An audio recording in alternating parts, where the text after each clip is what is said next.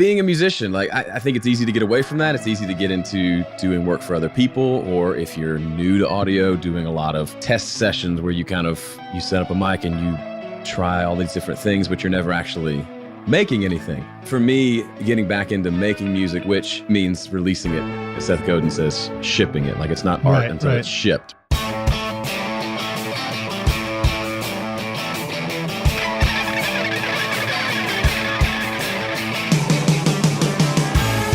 Welcome to Recording Studio Rockstars.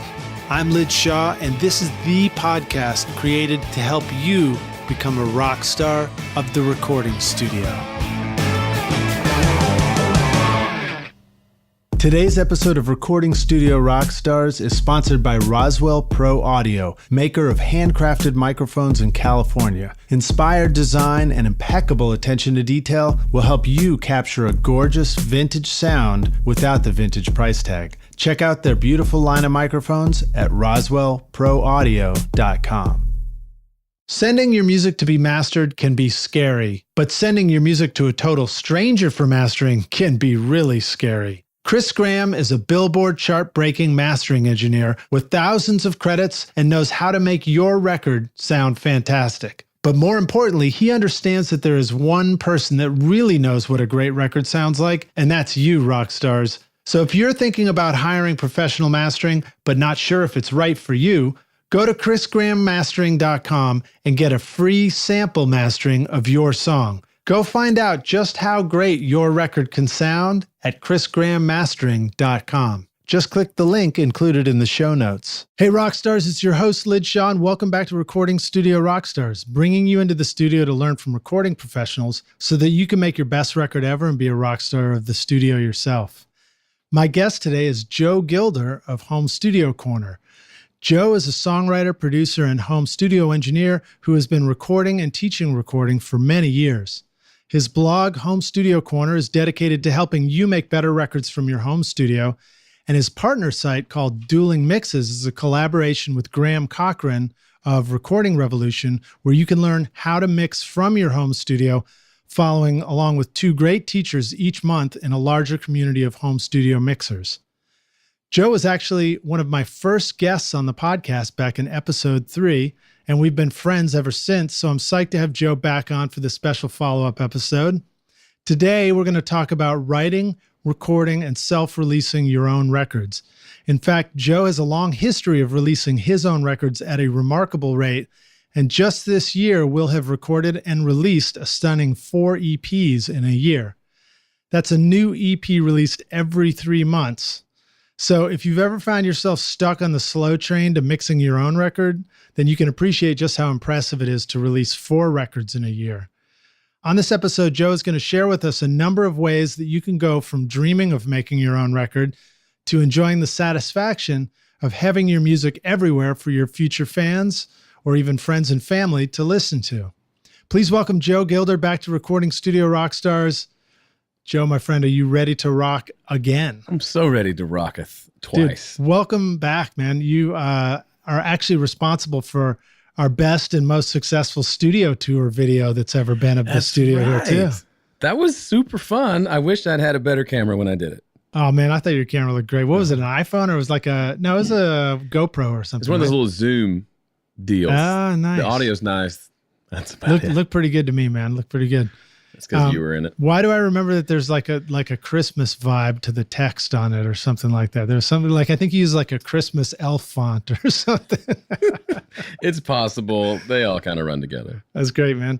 Well, so, you've already been on the show. So Rockstars, if you want to go really find out who Joe is and his backstory, then go listen to RSR108, episode 3.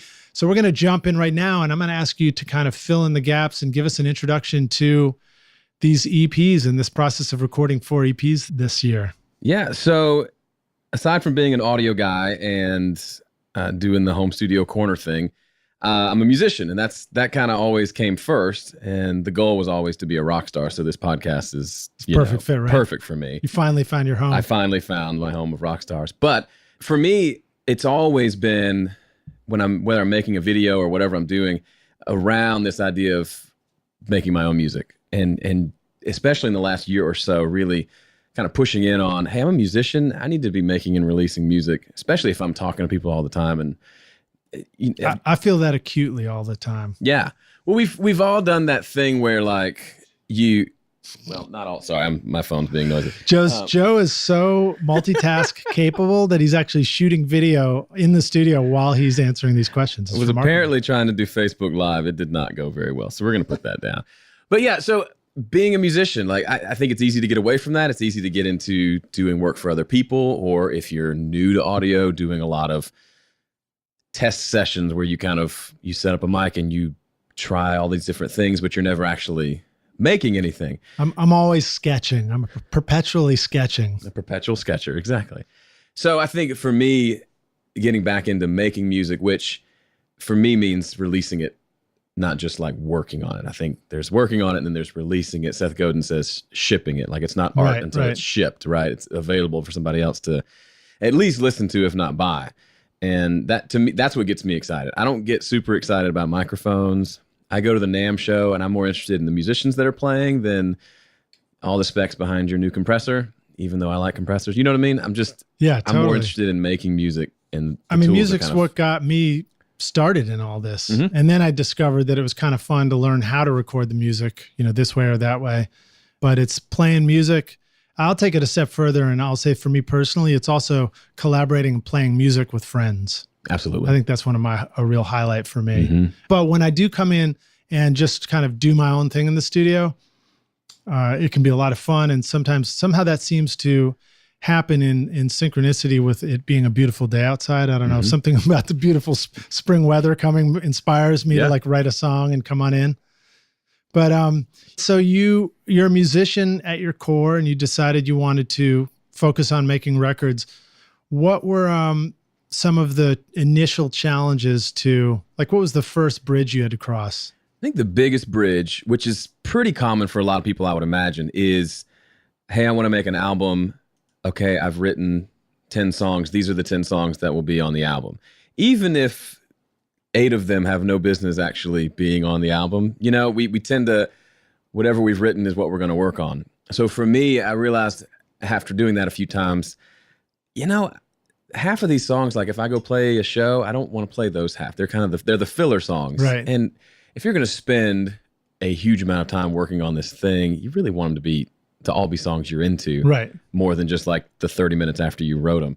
So I think the biggest hurdle for me was to write a bunch of songs and to have a big, basket full of songs to then pick and choose the best from to then work on a project. And that's probably the biggest hurdle for me.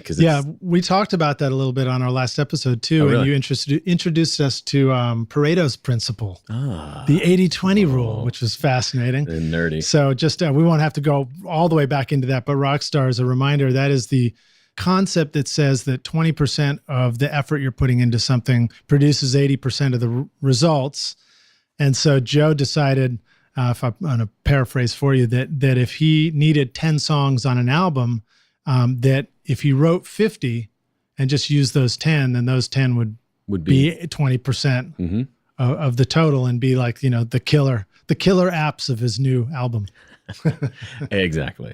And so that's what I did several years ago. I did exactly that. And it was a really cool experience. And I'm sure I talked about it in the last episode, so we don't have to labor that point. But getting to a point where I'm not recording a song just because I don't have another option, to where I'm working on music that I actually am excited to share with other people. Because if I'm not excited about it, I'm not going to go down to the studio when I've got that little bit of extra time to work on it. It's going to screech to a grinding halt and never get anywhere because I'm not even excited about it, much less having you hear it. Here's a dumb question. How do you know if you're excited about it?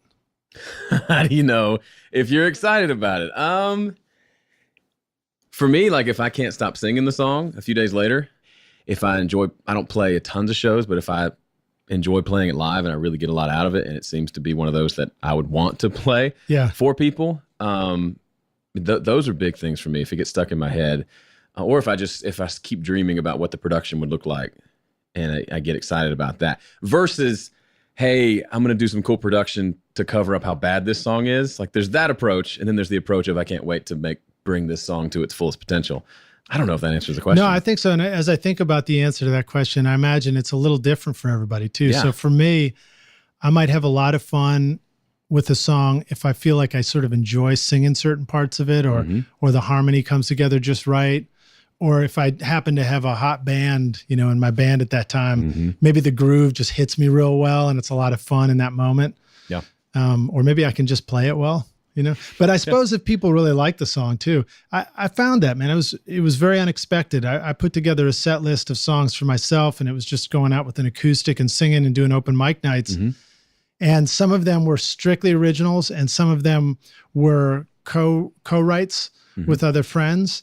But there was one song in particular that people just always they were like, oh, I really like that one, and I never would have guessed beforehand that everybody was going to like this one particular song.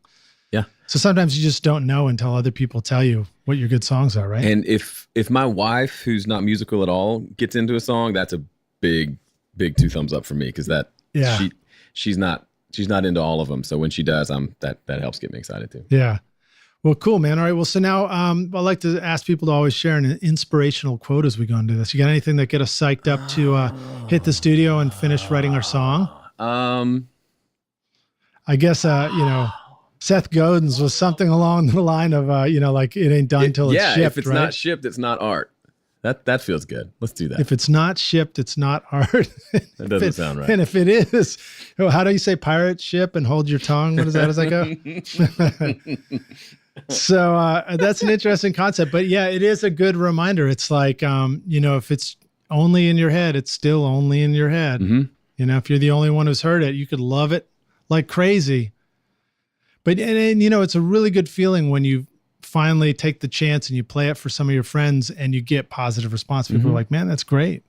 Yeah. I think all the bands we love them because at some point they made a decision to put the music out and release it. Like who's your favorite band? What if they just were too shy to ever actually, and they're off selling insurance now and aren't making music because they never crossed that. I think there's a reason. I mean, obviously there's a reason there's so much fear behind it. I mean, I could play a song for you and you could kind of awkwardly smile at me and nod your head and say, I like Not you, Joe. Not you. You could say, I really liked the part where it ended or whatever. And so there's always that risk. So I think for sure, especially now, you can post something online and some brave dude in his, mom's basement can come along and tell you how horrible you are without even listening. Like that's legit. It happens. I'm going to paraphrase a quote from an old raconteur I met once in North Carolina. I like a short song, a beginning and an end pretty close together. Not much in the middle. Classic. Well, cool, man. So how about sharing through this process of making your EPs, I'm sure you went through some failure moments, and we love to hear about failures on Recording Studio Rockstars. So share with us some good failure stories over this year and making these EPs. We could fill up an episode just of failures. The biggest one that comes to mind is the first one I did. So I'm spacing them out over the year. First one we recorded in February, and we tracked it at my place, drums and bass, and I had the guitars already, some guitars recorded. And you know how it is, but I just had an idiot moment of, well, the drums sound great. Let's record. And probably we did 5 songs that day. Around the end of song 5, I look over at the channel strip I was running the snare drum through, and I was like, man, that compressor's really, like that needle was bouncing all over the place. And I kind of scratched my head, like, that's weird, and just moved on. Only to once everyone went home and I came back to listen, I soloed the snare and it was just completely trashed. Like no good at all. I'd never even bothered to look at the compressor, and it was super fast attack, and it just sounded like that was the sound. This big massive snare, and that was it. And I was so embarrassed. Because you typically listen to one at a time and you make sure. I guess I was too much I like to mix without soloing too much, and I just I forgot I was recording. That was a classic error on my part early on too, and I was actually professionally recording, as the engineer and producer at that point, but we had gotten a hold of some distressors. And so we were feeding snares through distressors, and we're like, man, this is awesome. Love this. Is so badass. And we'd crank it up, get those LEDs bouncing as far deep into the compressor. And we got to go mix this song with Steve Albini. Oh, cool. In Chicago. And his first comment was that the snare was over compressed. And I was like, oops. Who recorded this? Sorry, Steve. But he did some cool stuff I'd never seen anybody else do. He put an expander on it, which most of us think is just a complicated version of a gate. And we don't really even understand why it works that way. I don't. But he re-expanded the snare. So he sort of reverse engineered the compression we had done and gave the snare some breadth and some life again. And I thought that was really cool to see, and I don't know that I could exactly explain it, but let's just say it was a lower ratio of compression or expansion. And then it was all about finding that spot and just, where it had compressed, where the compressor had kicked in, you'd try and have the expander kick in and sort of spread out the dynamics of the sound again. That's wild. But he got the snare to work for the mix too. It was pretty cool. That was pretty cool. I did not. I just turned up the overheads. It was fine. Yeah, nice. All right, well, cool. So, and then did you find that you could sort of rescue any of it with triggers or any of that kind of stuff? I briefly tried to sample replace, and I didn't spend a lot of time with it because I was up against the deadline. But ended up between the overhead and we had some cool room mic stuff. We ran a ribbon mic through one of those it's a tube limb pander, like a limiter expander thing that Brent Milligan had, this old vintage tube thing. It just sounds disgusting, but on a ribbon room mic, it sounded amazing. So I just like, here, you're the snare sound now. Let's forget about limb pander, right? Picture like a banana peel or like a wet glove, on the side of a canoe or something. Precisely. I can't believe you took the words right out of my mouth. Hey, man, maybe we need to start writing some songs now. Yeah. All right. So how about flip it around? So how about a sort of an aha moment for you along the way, something where things started to click, back in February when writing this first EP or recording it? As far as things starting to click, so I've done, at the time we're shooting this, I've released 2 of them. I've recorded the 3rd. I'm mixing it right now. So I think here's one, and I haven't talked about it all yet. So I've kind of, if you followed me on Home Studio Corner at all, I'm kind of the guy I just use stock plugins because there is a tendency of I'm going to buy all these plugins and they're going to make me better amongst some people, right? But there's also, I think I'm realizing there's also a reason why the professionals don't always just use stock plugins. They have their favorite compressors and EQs. Right, totally. But I've been on that kick, probably gone a little too far in one direction to where PreSonus, so I use Studio One, they added a couple of like 1176 model and LA2A, right? LA2A, and then a couple of EQs. I think maybe a Neve, or I don't know. It looks kind of like a 1081 Neve or something like that. And I've been using those a lot to mix this current one, and I'm having that moment of, oh, this is nice. Simple is good. Like, I still need to know how to mix. I still need to understand the concepts, but it's just been a much more enjoyable approach. And it's kind of like I get to the sounds faster using some of these tools. So it's kind of made me just step back and rethink, okay, maybe they're not the devil. maybe there's good, if you should be able to get a good mix with stock plugins, but I've been really digging the tones I'm getting out of these. Yeah, you get a good mix of stock plugins. Let's just make these really great plugins our stock plugins. That's your personal stock of plugins. Problem solved. Yeah, so no, I'm totally with you. And, I had the chance to take that PreSonus Studio Live 32 Series 3 console to Bonnaroo this summer and mix using their 1176 in there and their LA2A.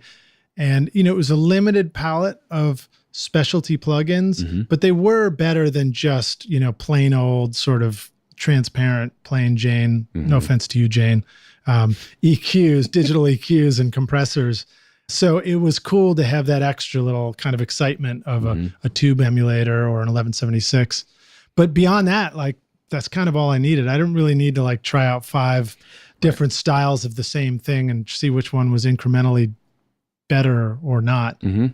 Mostly. So yesterday I was prepping a mix and it took me all day fussing with a song and digging in and seeing what I thought about this and the other thing and trying different stuff, and it was like, cause I have a huge list of plugins now and it tends to be an expanding list still, and it really is just, it's a time suck, I mean, I'm mixing for a client, so I'm not charging the client for that time, but I can't help spending the time myself to have to dig through them all and see which ones I like and what I think about everything.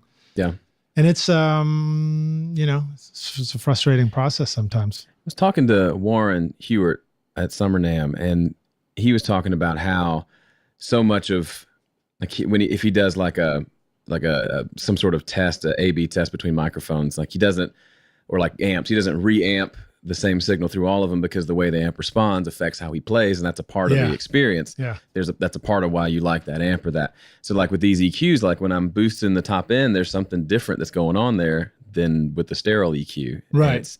It's still technically doing the same thing, but there's a lot of other stuff underneath that I hear that's just I may or may not like it depending on the thing. But that to me was interesting. I EQ'd differently based on what EQ I was using, kind of the same way. Yeah, exactly. It wouldn't, and also like, who cares about boosting the same 1 dB at 10K on each EQ to see which one sounds better? You know, it's exactly. like, now, but I will do things like I'll take the tape emulators and I'll just pop them up on 3 different plugin spots, and I'll just enable and disable different ones and see if one leaps out at me. The problem is none of them leap out at me. They all sound pretty similar, you know, like different, but like cool in different ways. But I felt like some things that were easy for me to hear were real change in low end and the low frequency response, depending on what I was doing. But in the end, it's like, man, so much of what makes something sound great in the end is like what you choose to do with it musically, and whether it's great music and great tracks in the first place too. Yeah. All right. So mixing with limited stock plugins was a real aha moment for you, getting through this 3rd EP of the year. Sorry about what you had to go through on the first 2 EPs, trying every plugin there. But how about what are the titles of the records? Tell us what they are. The first one, to go check them out. Yeah, the first ones, and these are all available on Spotify, Amazon, Apple Music. The first one's called "Someone to Blame." It's I think it's 4 songs. It's more of a full band deal, pretty just straight rock, really fun. Brent Milligan played bass on it, which was just like, all right, we're going to turn you up and everyone else down. Then the second one is all acoustic. So it's just me and my J45 times 20, like just lots of acoustic guitar tracks, some percussion. I'm an acoustic guitar guy at heart, and I've gotten away from doing acoustic records for a long time. So and the title of it is all acoustic? No. That's bold. I was going to say, that's pretty awesome. Best acoustic ever. No, it's called Rain. Nice. And so I think it's also got 4 songs, all acoustic, some fingerstyle stuff, stuff I don't normally do. Really, really fun to do that one. And the one coming up, I think, is going to be called Fighter. It's back to almost a pop-ish kind of rock vibe with a lot of like looping background vocals and beatboxing on top of a real drum yeah, kit. man. Don't. Come on, give us a taste. Give us a taste. You want to know how my process? I stand at the mic and I go, and then I pick one. And then I loop it. That's the extent of my beatboxing. Nice. None of it's live. But we heard it right here. We heard right here on Recording Studio Rockstars. That's it. I mean, you can sample that. Go rewind the podcast, sample that. We'll make that a downloadable link later. All right. So Fighter is the one you're mixing on now. And then I guess we can just wait and find out what the 4th one is when it comes out soon. Yeah, I have no idea. All right, there you go. Let's back up a little bit and ask you this question. Picking titles for your EPs. How does the songwriting happen? How does the title choice happen? What do you feel like is your process for that? The title choice happens pretty late. Sometimes like as I'm uploading it to DistroKid to, for me, it's always just been the title of one of the songs, probably the one that kind of sums up that particular collection of songs. Because what's been interesting, so I did the 50 song thing a few albums back. And then with these, I'm just writing 5, 6, 7, and then picking the best ones. Because a part of that process of writing all those songs, I got better at the mechanics of writing songs so I can get through them a little more quickly. Imagine that. And I've gotten better. Funny, yeah. Practice makes you somewhat better. And so practice makes you busy. Practice makes you busy. Yeah, exactly.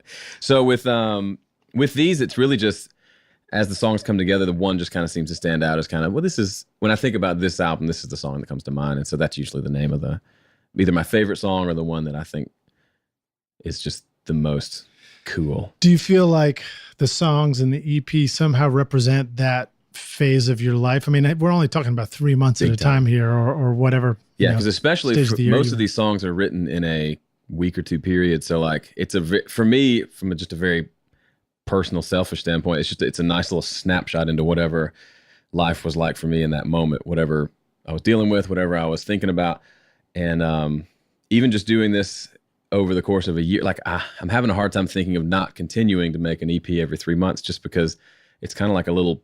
It's like the perfect bubble. Yeah, it's like a little diary of this is what the first quarter of 2017 was like for me, and then it's really interesting to kind of see the evolution even over. Did EP have number 2 have a song called like taxes, taxes, taxes? Or really? The whole thing is called Taxes. Yeah, I just list off all the different forms. For me, EP3 would be like, still working on those taxes. Come on, it's August 15th. All right, so let's see. Any learning lessons there in terms of picking the title? Do you have any experiences where you found it challenging to pick a title, or do you just learn to kind of go with your gut? No, I always pick pretty short. Most of my songs are like 1-word titles usually. So yeah, I put very little thought into titles. I probably should put more. It's like the classic method of picking one of the really good songs on the record and just giving the name of the album that. Mm-hmm. Did you already make Joe Gilder, self-titled debut? No, I haven't. You haven't done that yet? Saving that one. All right, cool, man. Dig it. Actually, I never thought Joe about Gilder 1, Joe Gilder 2, Joe Gilder 3. And then when I'm more serious, maybe Joseph.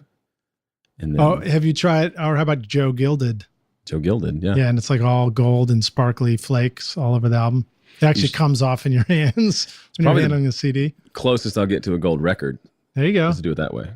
So that's cool. Speaking of which, tell us what your goal is. I mean, I know that you've got a pretty big one. You plan to play a favorite stage one day. Yeah. My dream is to play the Ryman, and that's going to be a ways off. But all right. It's just how do you connect dream and goal? When do you call it a goal? I mean, I guess it's a goal. I'd say it is. I feel like you're already making the first steps towards that. Yeah. I mean, I kind of identified it a few years ago, and that's when I started writing all those songs, because at the time I only had maybe an album's worth of original music. So I realized, well, I can't play a whole show with 7 songs, so let's write some more. So that's kind of evolved into more and more music. But just releasing a lot of music, they don't just call you up and say, hey, you want to come play? Right. So we got to figure out that other side of it. But all right, well, just to kind of keep firming up that mission and that goal, describe what it is about playing the Ryman or about the Ryman that kind of gets you excited. I think I've had the most kind of special moments just being in the audience at the Ryman. Just you feel something about it. You feel extra connected to whoever's on that stage. It's just, you feel close. You can hear everything really well, and it sounds great. It's got this intimacy and connection to it. And I think connection is the big thing behind it. When I dig into it, initially you think, oh, you just want to play in front of a bunch of people and get applause. But when I dig into it, it's more like, if I imagine standing there playing that, I'm connected with these musicians, kind of like you mentioned earlier. There's this connection, and there's also this connection with this audience of a few thousand people who like your music enough to buy a ticket and come and spend their evening. That's a big, big deal. And how famous do you feel like the people are that are up on that stage there, and how separated do you feel initially? I'm just talking about like when you first were turned on by the Ryman. How separated do you feel from the performer up on the stage and you, the person listening in the audience? I don't. That's what's interesting. It's this very. It's almost.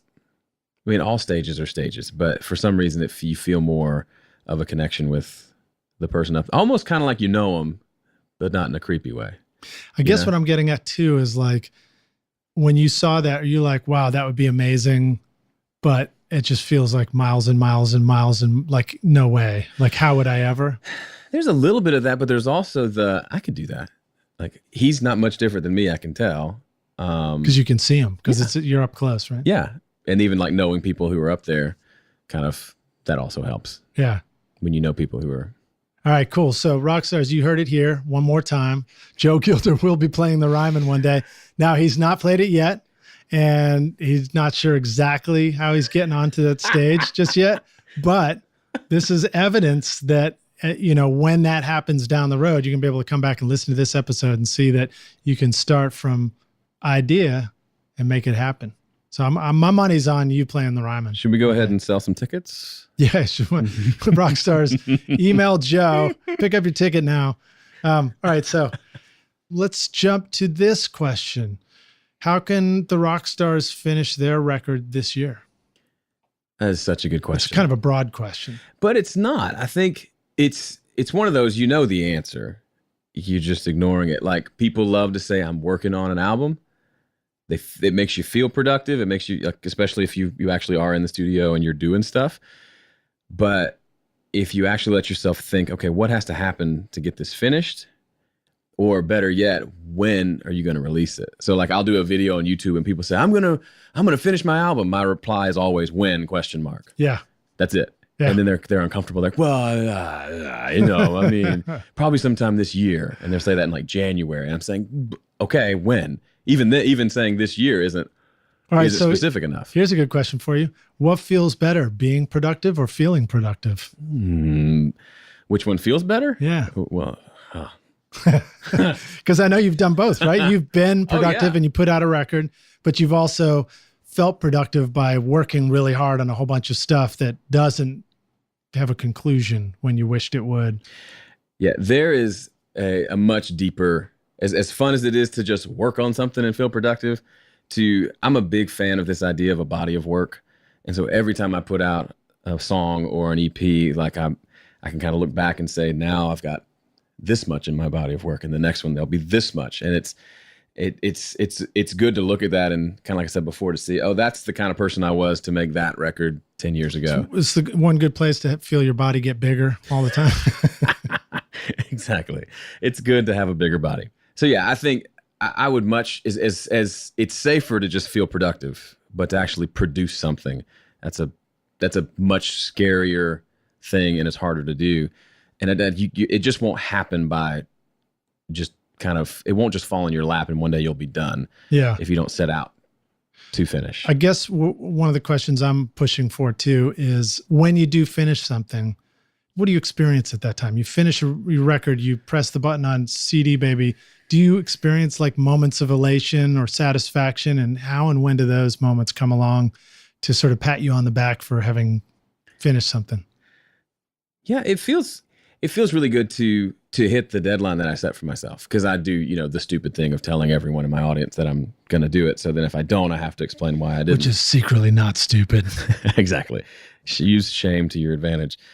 But yeah, there's definitely like a deeper like satisfaction of, I have created this, and I'll be able to tell you the day it releases all the problems I have with it, all the things that went wrong, all the things I would change maybe. And will you continue to tell us, well, this is just a rough mix, but when this is done. This is release number 1 of the site. No, because like I do it almost everything I release. I'll do a video or write an email about, here are the 8 things I do differently on this project. And to me that's freeing to say it was imperfect, but I'm still proud of it.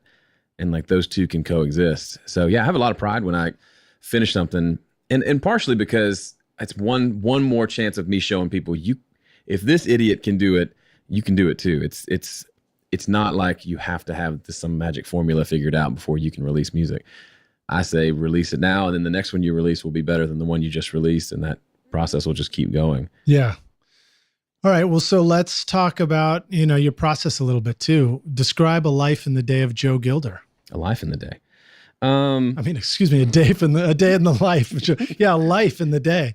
That's like all compacted. It's like a black hole of one day. Day in the life changes a lot because I'm all over the place. But currently, I try to lay aside my mornings for my most important stuff. Right now, that's mixing this new EP. And you wake up with family and kids and school schedules. Kids and all jumping in the bed stuff. when I wake up, getting them to school, all that. So I've got 3 kids. I've got 4-year-old twin girls and a first grade boy. So once they're all off, then I'm in the studio till around lunchtime. And then afternoons are more administrative catch up. Joe, do you mind if we ask how old you are? 33. 33. All right, cool. Mm-hmm. Cool. It's a big part of our listener base. 40 to 50, it turns out, is our biggest demographic for the show. That sounds about right. But it's 30s and 40s. I mean, you feel a little different in your 40s and your 30s, but mostly you got some similar life daily challenges. Yeah. Yeah. And even like I understand like people with kids and family and then also a day job who are trying to make records. Like that's a real thing. That's a lot of stuff vying for your time to make music, which is why I think it's even more important to say what you're going to do and set some deadlines and a schedule and a plan and try to stick to it. There's one thing that you can't fake, and that's time. Yeah. You can't manipulate time. Well, I guess you can kind of manipulate your use of time, but you can't change. Time is what it is. Let's talk about writing songs. Mm-hmm. Did we finish talking about a day in the life there, or did we only just get started? I mean, that was kind of it. There's not much to it. You just figure out when you want to devote a little bit of writing time or a little bit of mixing time or a little bit of recording time. We'll jump to the next topic, but do you find that you're always trying to have like a little bit in every single day, or is it more like some days you don't do anything and some days it's just this is a tracking day. It's just all dedicated. Lately, I'm a sucker for, I need to do this. I need to be working on that. I need to be working on that. So then you have 18 things that you feel like you should be doing daily, and each of those takes an hour, and then you find out that time doesn't exist. Yeah. So for me, and I kind of go in cycles, but right now I'm really big on like focusing on one thing at a time until it's done. And so I'll devote the bulk of my day to whatever that project is. And the momentum is a big thing. And it's hard to get momentum if you just do tiny chunks only. I think you can get a lot done in a tiny amount of time if you have... Yeah, the old Pomodoro. Yeah. If you have, right? The kids went to bed and you've got 30 minutes before whatever you got to go do, you could probably do something useful with that time.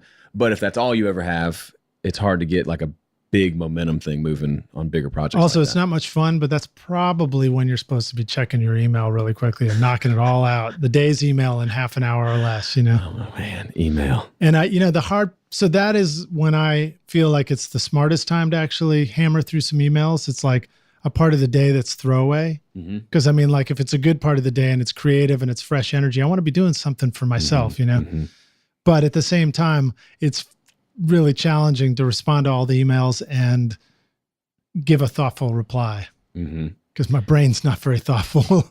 That's just, the last hour before bed. I am not the one to ask about email. It's always on the back burner. How many emails a day do you get these days? I don't get that many. So you've filtered down. My inbox will get to about 600 and I'll eventually work it down, and then it'll get to 600 after a couple of weeks. And yeah. So maybe that's a good way to do it. Well, there's rarely anything there that has to be. Yeah. Nothing there is almost ever important or urgent. I spend more time deleting emails that don't need to be there. And those are not emails from you, rock stars. Those are the ones, yours are the ones I'm trying to get to. And the ones I'm deleting are like, something I signed up for. But here's a good little ninja trick for you if you're in Gmail. So I learned this one this year.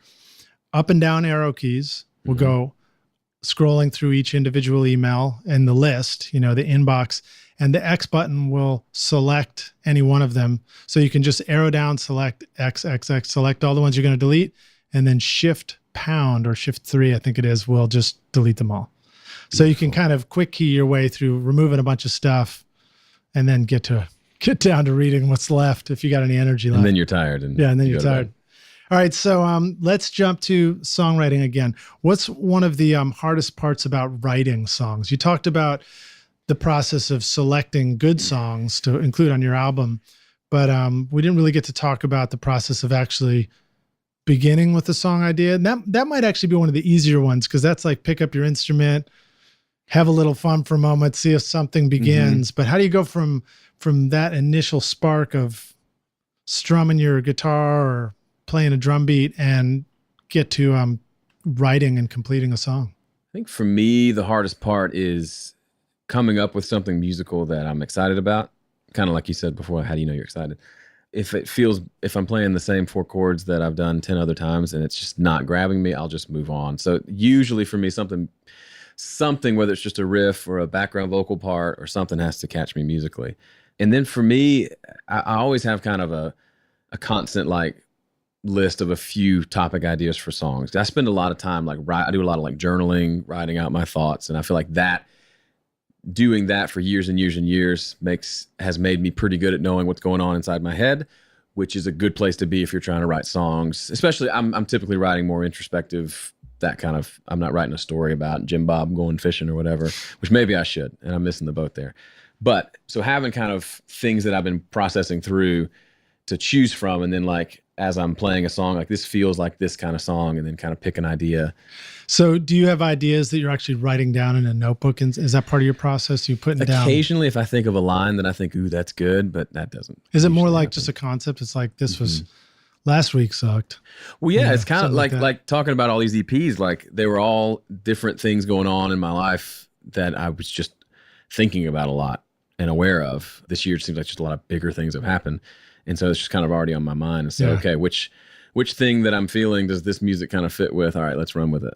Dig it. And then what about a process of being inspired by other people's music? Do you find that that's part of your writing process too? When I'm writing, I kind of shut off music because I'm pretty impressionable. So I tend to copy what I hear, which is fine. But not me. Every bit of music I've ever written has been completely 100% original. And it never happened in the history of mankind before. That beat, that chord, that note. Exactly. But I feel like I get more production inspiration from people, especially when I listen to friends' albums and, where they put that guitar. He's got 6 acoustic guitars going at once, but somehow it's working, like those kind of things. I know he can't really play 6 guitars at once. I know the truth. All right. So now what about lyrics? I mean, I think for me, a real challenge can be lyrics. For some reason, lyrics are either impossible for me to think of anything to say, or they're incredibly easy for me to think of something to say. Yeah. I kind of go between both. For me, I like things to rhyme for the most part. So I'm big on like a complete rhyme scheme, like A, B, C, B, like, or A, B, A, B, where like every other line is rhyming and there's like inner rhymes within the phrases and stuff, but it's not something I'm doing. I'm not saying, okay, now I would like a little inner rhyme. These 2 words next to each other should sound similar. And then the end word needs to rhyme with that's not so much how I'm thinking about it. Inner rhymes are for winter times, dude. You know what I'm saying? I like a good rhyme. So I'm thinking in those terms, but. Are you really thinking about rhyme schemes, or do you just sort of follow your instinct? I'm usually thinking about I'm thinking about rhyme schemes and I'm singing whatever I'm thinking about lyrically. And like, I'm trying to sing it in a way. I'd interviewed Brooke Wagner. I don't know if you know her, but she'll just sing words that sound cool together, and they may not make any sense lyrically, but she'll just kind of work it into. So I kind of am thinking that way of these 2 words kind of make sense together. Let me figure out a way to make that work. And then a lot of times lyrics come to me while I'm just singing. I just start singing stupid stuff over and over the same phrase until like a phrase comes out. Yeah. Sometimes it's like, you ever said the same as a kid, you say the same word over and over until like, like soccer ball doesn't sound right to you anymore. And you're like, whoa, that sounds so weird. I feel like singing and writing lyrics can be that way too. I like to be in the studio. I like to have the guitar strapped on and just walk around and pace, move while I'm playing, and then just sing stuff and just belt things out. And all of a sudden something just fits and you're like, whoa. Yeah. Then the hard part is like, wait a minute, how do I remember that? Do I write it down? Do I record it on my voicemail? I use the iTalk app on my iPhone. Okay. And I'll capture stuff. And then again, you have to then go through and listen. And I feel like a challenge for me is when I'm driving, I'm like, ooh, I'm going to listen to some of the song ideas. Oh, that's cool. That's cool. That's cool. But then it's like, you're stuck in the car. Now what do I do? How do I do something with that? What are some ways that you take your notes to the finishing out the song process? How do you handle that? For the most part, I finish this, like I sit down and I say, I'm going to write a song, and I finish a song. So I don't usually like start. I'm a big fan of finishing stuff. So when I sit down, even if it seems like it's going to be a crappy song, I'll go ahead and finish it, even if it's just verse, chorus, because I just don't like to leave it undone, because I don't think I'll come back to it. So I just make it a habit to finish when I sit down, give myself an hour to sit and kind of try to finish something. Yeah. But then those, I'll record something and I may go listen to it, and then I make a bunch of changes and, well, that lyric was stupid. What if I did this? I'll do a lot of that stuff with just like the voice memo app. And on that, what's interesting about the voice memo is I'll listen to the recording of what I did, and you can hit record and record onto the end of the recording that's there, cool, yeah. Which is cool. Add so you can add something else if you have an idea, and then you can add something else. And are you later. Using like the built-in drum bass stuff too? It's so bad. No, I can't get it to line up. No, it's probably but iTalk will do that too. You can append onto your existing recording. Cool. There was another one I found, I'm not using it anymore, but it did some other cool features. Like you could drop in a note in real time and you could attach photos too, which I thought, I always thought that was another tricky thing for me, is stumbling on a really cool guitar voicing that I wasn't going to remember later, or a funky tuning, and trying to figure out clever ways to do that. I feel like Evernote would be a good tool for writing in some notes about something too. For that, I usually just say it into the voice recorder. Oh, that's a good idea. Like, I'm playing this, my finger's on this fret. As dumb as it sounds, but then I know exactly what it was. No, it's not dumb at all. That's how they slate a movie. That's how they slate mixes in the studio. You get on the talkback mic and you slate the tape and say, take one, take two. I guess if it's take one, maybe you know that. I don't know. Beatles, take 357 of Strawberry Fields. All right, so let's jump to another one. Do you need to know a lot of musicians to finish your record? No, but doing everything yourself isn't as impressive as you might think it is. I think we tend to have this mindset that, well, I did it all myself. Well, yeah, but if it's awful, who cares that you played the bass, even though you're not a bass player? Granted, I said one of my EPs this year was all me just playing acoustic, but that's my instrument. And I did a little percussion and a lot of singing. That was the one that wasn't terrible? It wasn't terrible, correct, okay, yeah. There was no drums anywhere near the microphone, which was helpful. But then I've heard how you compress snare drums, man. It's that Joe Gilder sound. Yeah. It's awful. But then for other stuff, I've not opened like an easy drummer in years. Like I've got a buddy who plays drums really well, and he always thinks more like a drummer than I ever will. Yeah. So things like that, I think you'll spend more time trying to make your fake drums sound mediocre versus spend a little money and hire a real drummer to do it well. It'll sound better. It'll be a better part. That's a hard thing to sell people on, but it just, once you experience it, you realize, oh, right. Yeah. There's a reason why. All right. So let's talk about picking a good musician to play with. Is it more important? Do you measure them by seeing them play with somebody else and being impressed with how they play and how they sound? Or have you discovered that musicians can unexpectedly be great for you to play with just because you guys have a thing going, a vibe, like a music speak? Yeah. For me, it's kind of been, hey, you're a drummer. We just met. You want to play drums? Like, you're good and I've heard you play, but let's just try it. And then like, that's Tim Horsley, who plays drums on almost everything I do. That's just kind of how it's worked out. Then my brother-in-law plays bass on just about everything I do. And it was one of those, he's my brother-in-law. That's the easy option, but he also plays really well, but also like he just plays differently than I would think. I always like to just leave him alone and let him, because he'll come up with something that I'm just not, it's not your typical bass line, and it's almost a little more like a guitar part, but it's cool and it's got this vibe to it, and it just has worked for the stuff I'm doing. So are there like technically better, fancy, flashy bass players? Yeah, but he and I've connected and it works really well. Yeah, again, it's important for you to feel good about your record and to feel like it's done when it's done too. So having somebody that you just feel good about making music with is going to get you to that point too. And guys that I know I could play some shows with. It's not this fancy hired gun who will never be available for a show. I've known many musicians here in Nashville that, are a songwriter first, and then they need musicians to play with in the studio. And then they run into the challenge of, okay, so now how do we go out and play shows? And, you got to grapple. I think everybody's answer is a little different, but you got to grapple with that question. It's like, maybe it's okay to record a record with these folks and play show with these folks, or maybe it makes more sense to record and perform with the same folks. And I guess that's just up to you, rock stars. What advice do you have for making sure that your mixes are great? I think getting feedback from someone you trust. Doesn't have to be one of us, but someone that knows music that is probably also releasing music, and being able to have them give you honest feedback. Kind of like that first batch of songs I did years ago. I sent them to my wife and my bass player, and they cut them all. And they were like, this is bad, this is bad, this is bad, this is bad, and hurt my feelings every time. But it was good overall. It's that same, we don't want to put ourselves out there for feedback. Do you bring a box of tissues to those meetings? I just email it and then I go hide somewhere so the email comes back. But yeah, we don't want someone to say it needs work, or at least I don't. I still would rather just put it out there and just assume it's great. But generally, someone else can give you some perspective that you just can't have yourself. Yeah, I was going through a version of that this week and reminding myself that I know that the first thing I did was great.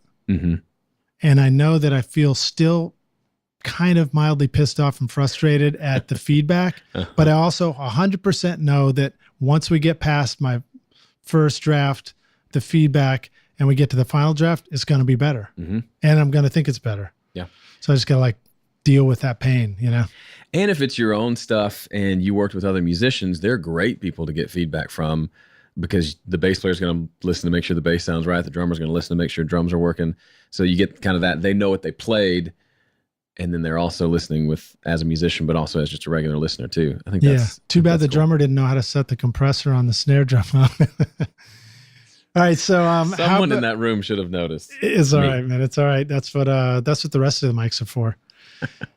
How about finishing the mixes on your record? Well, first of all, you do also have a pretty good resource for people who are wanting to learn more about mixing. You want to give a shout out for Dueling Mixes right there? Yeah. If you want songs to mix every month and then a couple of new fresh perspectives on the mix, Dueling Mixes, by the time this episode comes out, we'll be right around our 5-year anniversary. So that's 5 times 12, 60 songs that you can have access to, plus videos of how myself and Graham Cochrane mix the song, which that's the part that to me is still 60 mixes in, super interesting. I will finish a mix, we'll post them, and his mix will always sound different from mine, even though we use the exact same tracks. Yeah. And it's usually, I almost always prefer mine over his. I don't know if that's just if that's reality or, but neither mix sounds bad, but they always sound different. And to me, that's really cool and encouraging. It shows how much creativity we have as mix people, and you can get feedback from someone that, like you said, like they want something different.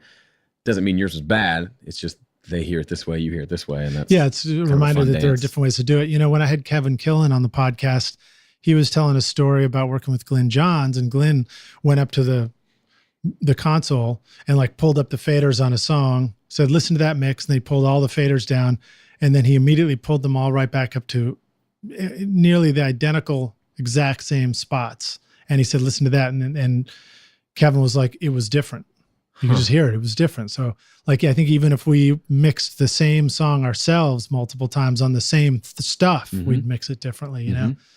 But I also think that we're inclined to have a tendency to push it towards a certain quality, because you probably hear the song and you probably hear certain energies and certain like expression coming from the song that makes you think this should happen, which might be why you like the sound of your mix. It seems to address those issues in the way that seemed right for you. So now that's why it's important for people to know what they're trying to accomplish. Right. Like if people will say, hey, what's a good snare drum sound? And like, I can go tell you, listen to this record, that's a good, but I think you have to come up with what you feel like is a good snare sound. So now you have something to aim for. Otherwise you're just... That's why listening to records can be really helpful too. Yeah. So I was doing a mix the other day and I pulled in Audio Slave as a reference, because I think that's a really good snare drum sound, you know? Yep.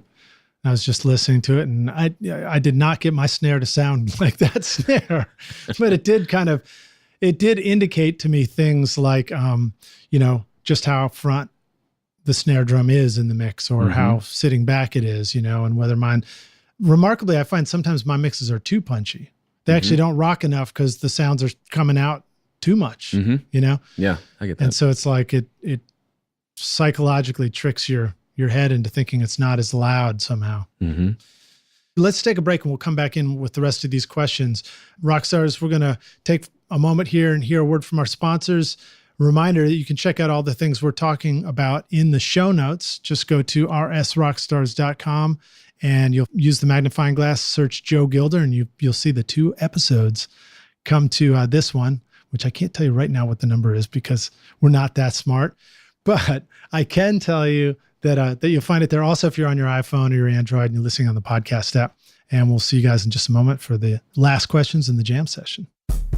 Roswell Pro Audio brings you microphone design that is out of this world. Endorsed by a growing list of artists and producers like Phil Collen of Def Leppard, Ross Hogarth, who's recorded Van Halen, Ziggy Marley, and the Doobie Brothers, and Super Dupes, working with Drake, Mary J. Blige, and Eminem. These are all rock stars that have discovered just how great Roswell microphones sound. Check out the Mini K47, which uses a capsule modeled on the one in the vintage U47 at a street price of only $299. or the beautiful Delphos condenser microphone with a capsule tuned like the vintage U67 with great clarity and far lower noise at a street price of only $8.99. In fact, you are hearing my voice right now on the beautiful Delphos microphone. These mics are carefully crafted by hand and immediately feel good even before you plug them in and hear how great they sound. These are well-built microphones that will last you and your studio a lifetime of great recording. Check out more audio examples of these awesome mics at roswellproaudio.com. Are you having trouble getting your mixes to sound professional?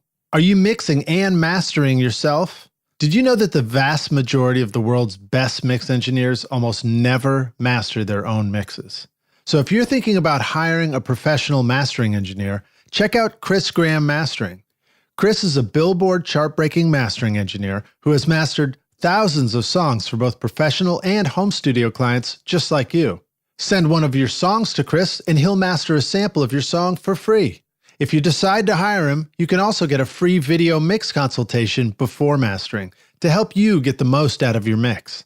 To learn more, check out chrisgrahammastering.com or just click the link in the show notes. Hey, rock stars. We're back now for the jam session. I'm here with my guest, Joe Gilder, and we're going to jump in here. We got a few more questions, and we'll hit the usual jam questions. Joe, are you ready to jam yet again? So ready. Nice, dude. All right, so we just finished talking about the mix process. What about mastering, man?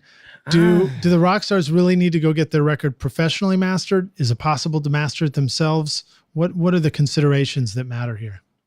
So I've released quite a bit of music. All of these EPs I've been mastering myself.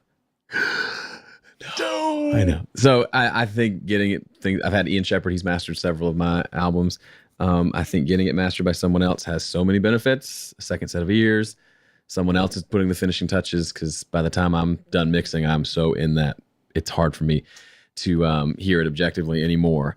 But at the same time, there's budget considerations. There's time considerations. Like with these, most of them I record and mix them in the same month. So there's just not a week or two lead time to send off and wait for masters to come back. So I think it's important. I think you can learn to do it yourself. There are great courses out there to teach you. I learned a lot from Ian, from his different mastering courses and stuff. But I also find if it's like the drummer, right? Yeah, exactly. If you, at the point where I've got my mixes where I want them and I've really invested the time and effort to make the mixes pretty good, usually mastering is not a huge process of changing much. So it's just, if I'm happy with the mix, I just master it, try to not crush it, get it up a little bit in volume and just kind of try to leave it alone. Is that the right way to do it? I don't know. But for me, I'm so much more about what happened 18,000 steps back when there was me playing a guitar in a room. Like that's what I'm trying to get across. I care less and less about the process later in the process. Right. So once it gets to mastering, I'm like, it sounds like the song. Let's move on. Nice. All right, cool. That's probably the wrong answer. Well, no, I think the takeaway is you're welcome to master it yourself. You're welcome to hire a mastering engineer. Depending on your needs, they could both be a great fit, and both are possibilities. Yep. And I also think that the takeaway, the drummer analogy is just simply saying, if you do hire somebody to master it, they're somebody who practices mastering every single day and have gotten good at it in that way, like hiring a drummer. I know if I bring in a real drummer, it's going to sound a lot different than if I try and play the drums myself. Mm-hmm. But if I really want to play drums, by God, I'm going to go play some drums. And that's the right idea that day. Yeah. All right. So now we've got this mastered record. It's finished. Now what? What do we do with it? I've gotten into... Do I put it on the digital shelf and hide it in my closet? You stick it in a Dropbox folder and hope people guess the URL. For me, I use Nimbit for distribution, which is owned by PreSonus. That's where I sell the stuff directly. But then I use DistroKid I've used that all year for sending it out to Apple Music, Amazon, Spotify, and then all the other ones no one's heard of. Can you pretend we don't know anything about Nimbit and DistroKid? What do they do? What are some basic ways to explain to somebody who... For me, I view my music as marketing for me as a musician. So I don't view it as like the thing I'm going to sell and make money from. So for me, it's all about, I'd much rather have 10,000 people listen than have 1,000 people buy it. Does that make sense? I'd rather reach, because I need a lot of those people so I can play the Ryman and fill up that place. Right. So I do still sell it as well, but in the last few years, I've been making sure I have it on all the streaming platforms. So Spotify, Apple Music, Amazon. Yeah, you want exposure. Yeah, I want people to listen to it. I care about them listening to it more than I care about them paying for it. So I use a company called DistroKid, I think it's .com, I upload my music there and they put it out on all the platforms, and then they handle and it's super cheap, maybe $30 a year or something. Then to sell directly, which I want to have that option as well, and that's what I use Nimbit for. It's just a very simple website. It has all my albums on there. You can listen to all of them there, but then you can also buy the downloads, and you can also buy like Wave downloads if you're into that sort of thing. And so I keep it there, and I can do bundles and things over there if I want to. And that's a place where I can collect email addresses if I give away something for free to kind of build up that side of it. Nice. So that's pretty smart. So they help you do a little bit of the marketing, but they also help sell it, or at least they give you a storefront.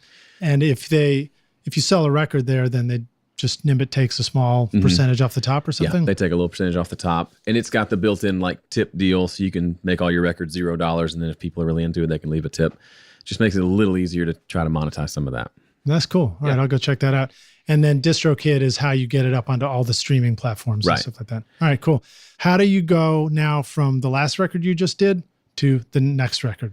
Because I know for me, I was playing shows on stage. I put a band together. We went and played a big show. I mean, for me, it felt like a big show with an opening for another band. It went great. Yeah. And then I just didn't go do another one. I've been playing a few little things here and there. I did a live streaming show from my studio the other night. That's kind of where I'm leaning into. But for me, I've done the work. I've released it.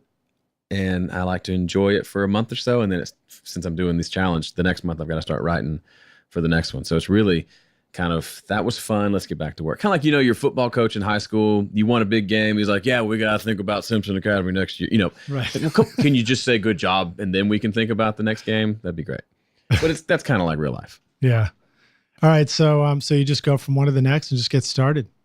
Have you found yourself, if you don't get started on the next one right away, that it sort of fades away and next thing you know, you're not getting started on the next one?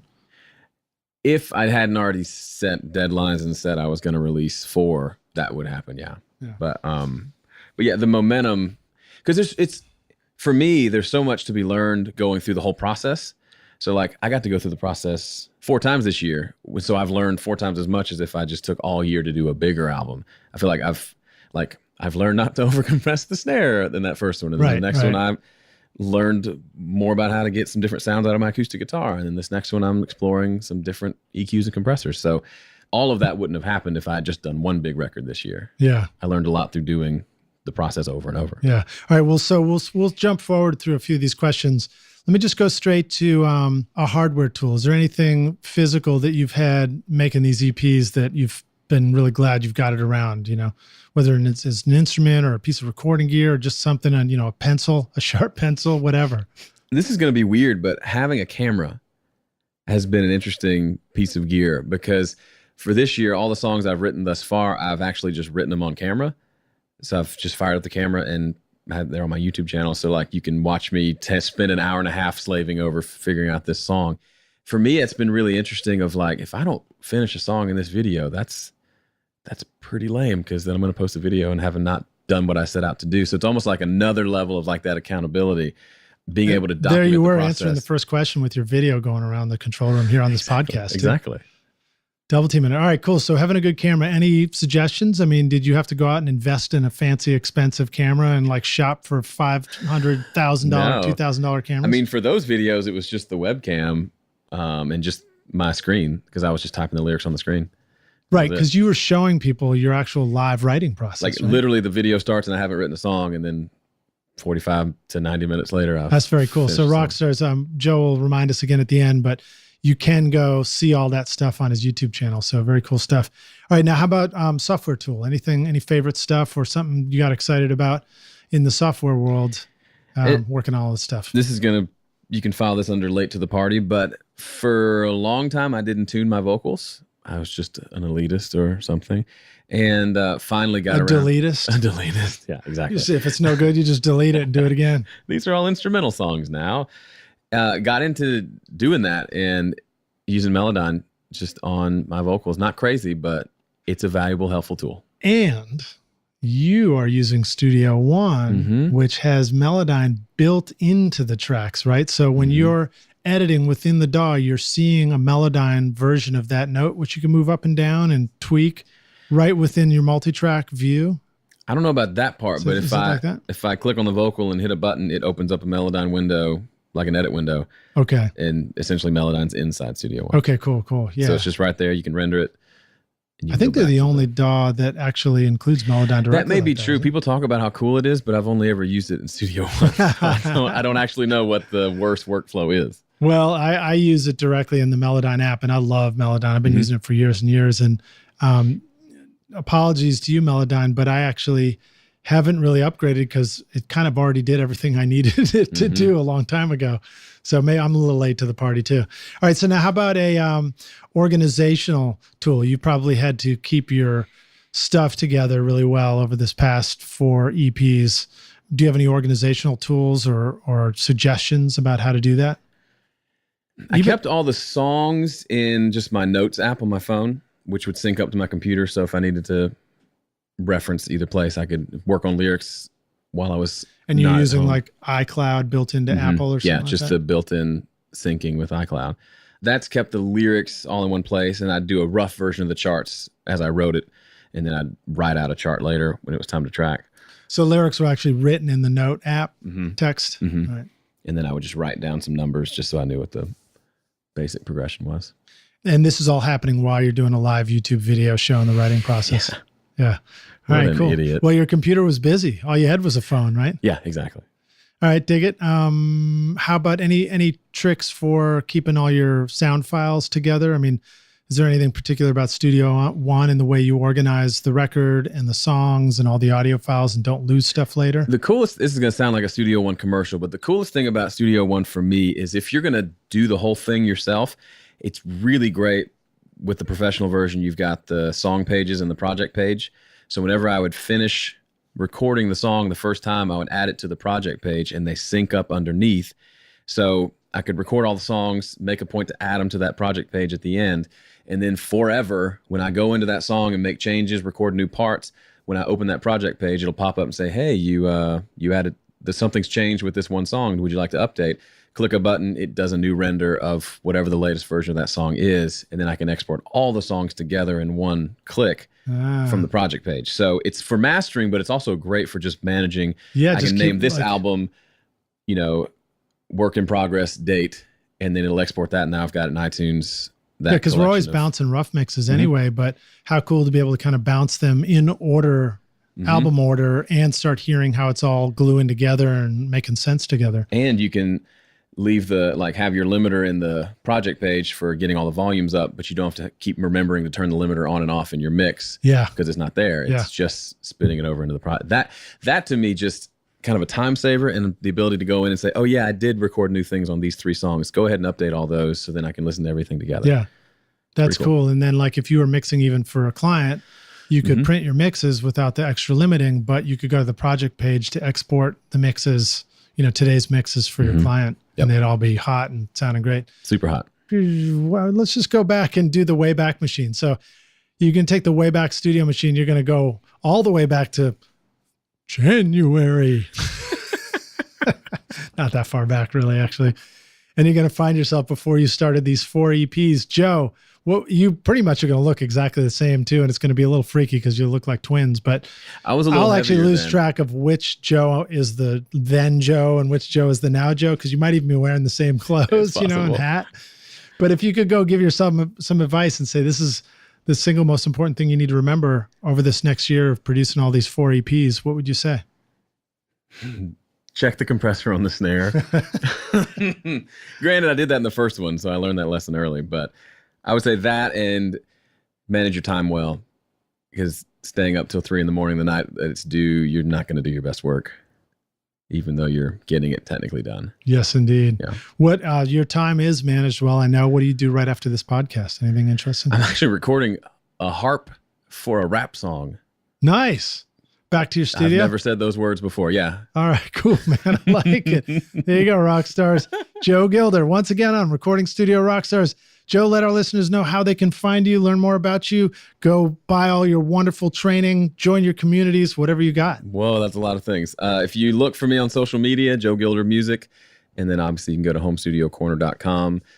If you sign up for the email newsletter, there's some cool freebie stuff you can get, tracks to mix, stuff to work on. But you should probably just ignore all that and work on your own music in keeping with the theme of today's podcast. All right, cool. Thanks so much for joining us again, dude. We'll see you around the studio. Yeah, dude. Thanks. All right, cheers. Thanks so much for listening to Recording Studio Rockstars. If you enjoyed the show and want to help make it better, please leave a rating and review on iTunes to help reach more people. You can click directly over to iTunes or go to recordingstudiorockstars.com/review for an easy explanation. And if you want more free content, all you have to do is text RS Rockstars to 33444. Again, that's RS Rockstars to 33444, and I'll keep you in the loop with articles, videos, and podcast updates. And I'll let you know about any upcoming giveaway offers, all totally free. Thanks for listening. I'm Lid Shaw, and this is Recording Studio Rockstars. Now, go make great music.